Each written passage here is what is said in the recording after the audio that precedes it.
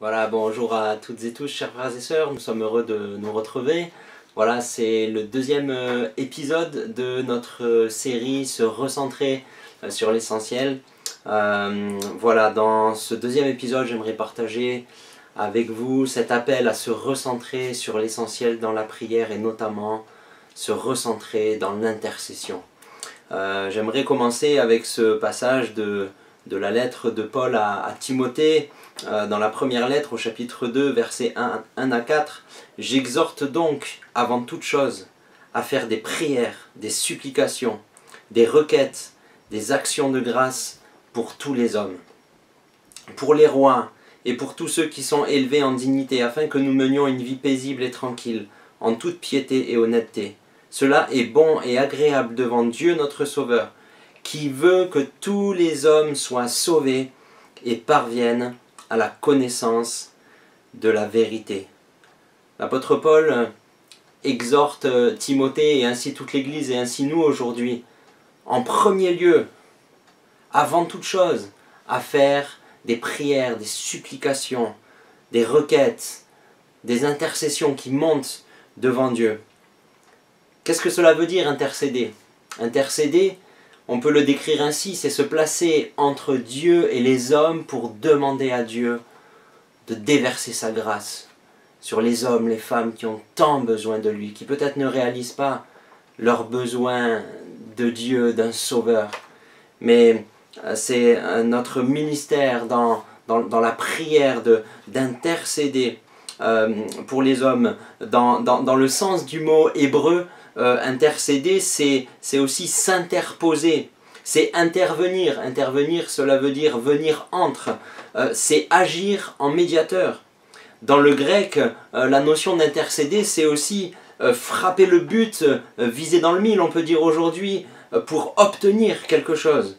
Et le mot grec qui est là, il est voisin du mot qui veut dire enfanter. Et nous savons que quand il est question d'enfanter, nos épouses qui vivent ces douleurs de l'enfantement sont là dans l'agonie, dans la douleur. Et ça a donné aussi, bien sûr, en français, le mot agoniser, agoniser dans la prière, intercéder, crier à Dieu pour le salut des personnes qui nous entourent, pour le salut des personnes qui nous tiennent à cœur, pour le salut des personnes que nous ne connaissons pas, mais qui sont là autour de nous. Et le mot agone, dans le grec, c'est le combat. C'est combattre le bon combat de la foi. C'est la prière, l'intercession. Et nous avons dans la parole de Dieu plusieurs exemples d'hommes, de femmes qui ont intercédé devant Dieu, qui se sont placés là, entre Dieu et les hommes, pour que Dieu fasse grâce.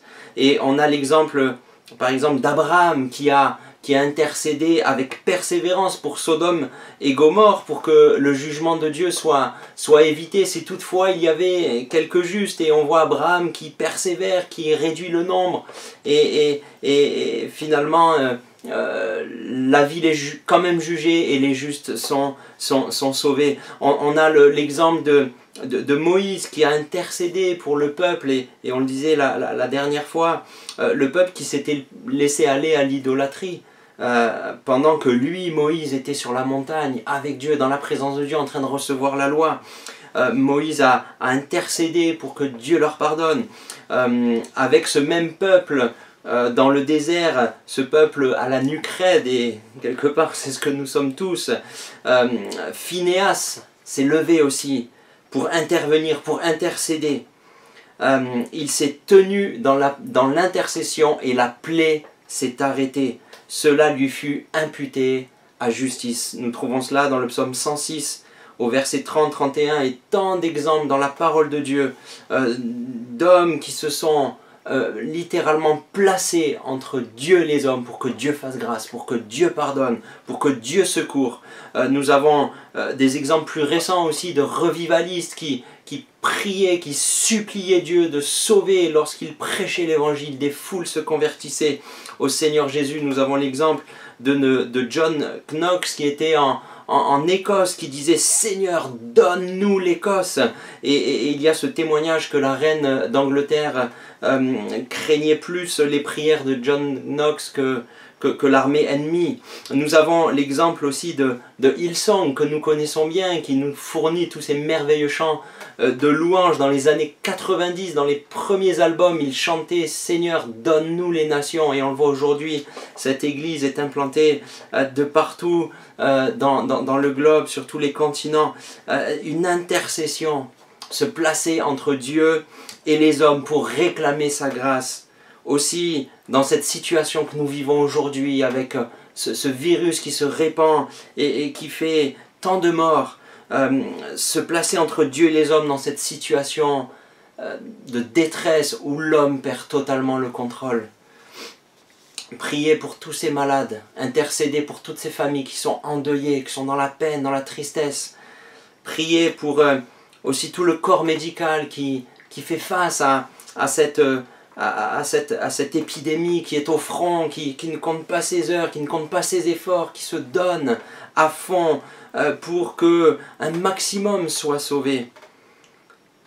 Et je crois qu'en tant que peuple de Dieu, en tant qu'Église, nous sommes appelés à nous unir dans la prière pour que Dieu fasse grâce à notre pays, à l'Europe, à toutes ces populations dans le monde entier qui font face à ce fléau de ce virus qui se répand et qui donne tant de morts.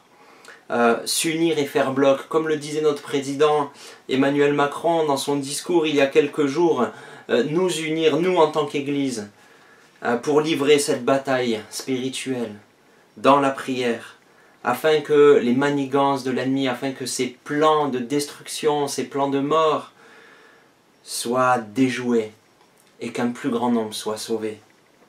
Sauvé de cette maladie, mais sauvé aussi pour l'éternité, c'est notre désir. Priez pour que l'homme aussi, priez pour que l'homme devant cet ennemi invisible, devant ce virus, réalise la fragilité de sa condition humaine. Priez pour que l'homme réalise que sa vie ne tient qu'à un fil et que l'homme se tourne vers Dieu. Priez, intercédez pour notre génération, aussi pour que cet orgueil de la vie tombe et que la repentance soit donnée à ceux qui réalisent leur misère, ceux qui réalisent leurs besoins. Nous le voyons, un virus est là et toute l'économie vacille. Un virus est là et tout le confort occidental s'effondre comme un château de cartes. Tout l'orgueil de la vie humaine qui se repaît de matérialisme, de luxe, de consommation excessive, tout ça tombe à terre. Prions et intercédons pour notre génération qui est aveuglée par tout cela, qui est perdue. Et la bonne nouvelle que nous trouvons dans la parole de Dieu, c'est que Dieu use de patience afin que chacun parvienne à la repentance. C'est ce que nous dit l'apôtre Pierre dans sa deuxième lettre au chapitre 3 au verset 3. Dans les derniers jours, il viendra des moqueurs avec leurs railleries, marchant selon leur propre convoitise, et disant où est la promesse de son avènement, c'est-à-dire de son retour. Car depuis que les pères sont morts, tout demeure comme dès le commencement de la création. Ils veulent ignorer en effet que des cieux existèrent autrefois par la parole de Dieu, de même qu'une terre tirée de l'eau est formée au moyen de l'eau, et que par ces choses, le monde d'alors périt submergé par l'eau. Il est question du déluge au temps de Noé. Tandis que par la même parole, les cieux et la terre d'à présent sont gardés et réservés pour le feu, pour le jour du jugement et de la ruine des hommes impies. Mais il est une chose, bien-aimée, que vous ne devez pas ignorer, c'est que devant le Seigneur, un jour est comme 1000 ans, et 1000 ans sont comme un jour. Le Seigneur ne tarde pas dans l'accomplissement de la promesse, comme quelques-uns le croient, mais il use de patience envers vous, ne voulant pas qu'aucun périsse, mais voulant que tous arrivent à la repentance. L'intercession, c'est le ministère de Christ. Dans Ésaïe 53, verset 10, il est dit ceci. Il est question bien sûr de Jésus qui était là prophétisé comme étant le Messie qui offre sa vie. Il a plu à l'Éternel de le briser par la souffrance. Après avoir livré sa vie en sacrifice pour le péché, il verra une postérité et prolongera ses jours. Et l'œuvre de l'Éternel prospérera entre ses mains. À cause du travail de son âme, il rassasiera ses regards. Par sa connaissance, mon serviteur juste justifiera beaucoup d'hommes, et il se chargera de leurs iniquités, c'est-à-dire de leurs péchés. C'est pourquoi je lui donnerai sa part avec les grands, il partagera le butin avec les puissants, parce qu'il s'est livré lui-même à la mort, et qu'il a été mis au nombre des malfaiteurs, parce qu'il a porté les péchés de beaucoup d'hommes, et qu'il a intercédé pour les coupables. On le voit dans ce texte, l'intercession pour les coupables, c'est le ministère de Christ qui a offert sa vie en sacrifice pour nous sauver.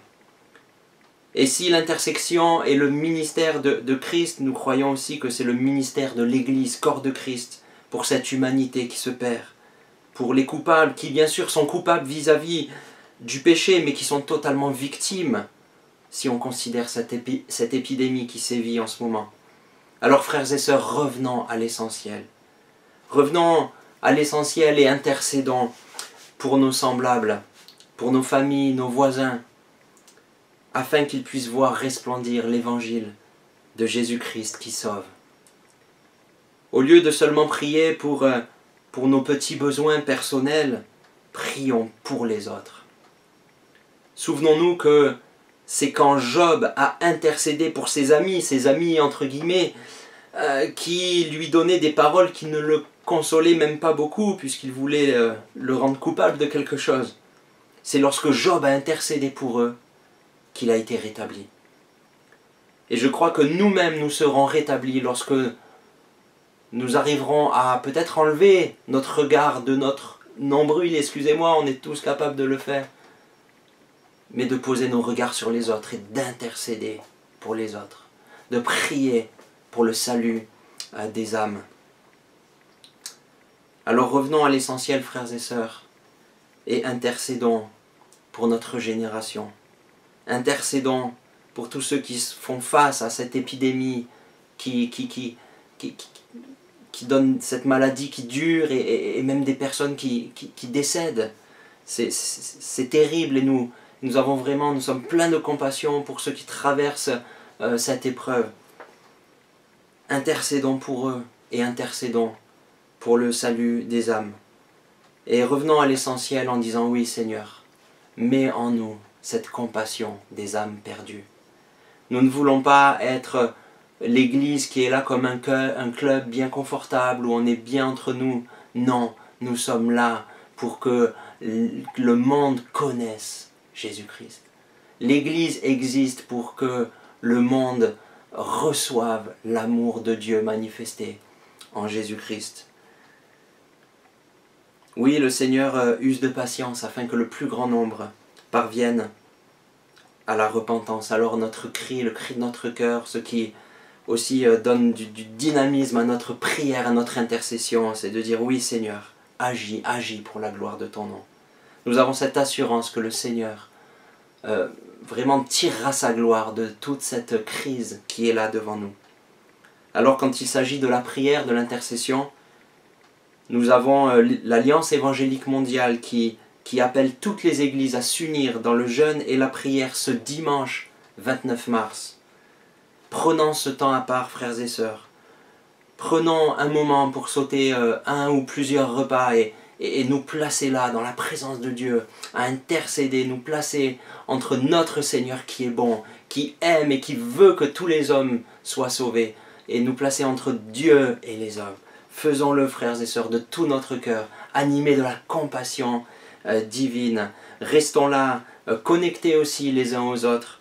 Restons unis dans la prière. Je vous souhaite une bonne journée, que le Seigneur vous bénisse, vous renouvelle, vous encourage en toutes choses pour la gloire de son nom. À très bientôt.